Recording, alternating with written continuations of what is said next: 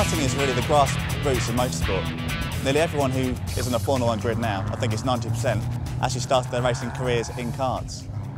Many of the drivers on the Formula 1 grid started in European Championship karting, either from the age of 8, which you can start from, or slightly older.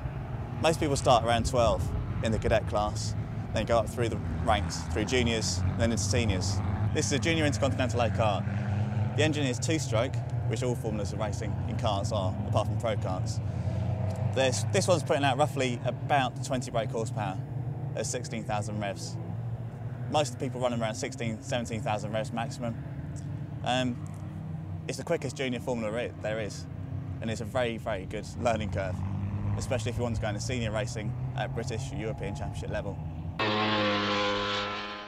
My name is Bobby Game. I look after the kart setup. We go quite a bit of testing. We go to races up and down England. We go to Europe, anywhere that takes us really for the CIK events.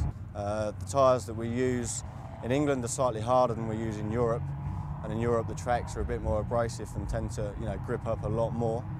With the engines, obviously there's different engines for different classes. For the juniors they use this type of engine, which is a piston port engine with a clutch fitted. So it's a lot easier for the drivers. If they have any spins, then they can just put their foot down and go again. These engines will last a little bit longer than the senior engines, basically because they don't rev so much. These are revving to about 17,000 maximum and will be rebuilt every 2 hours.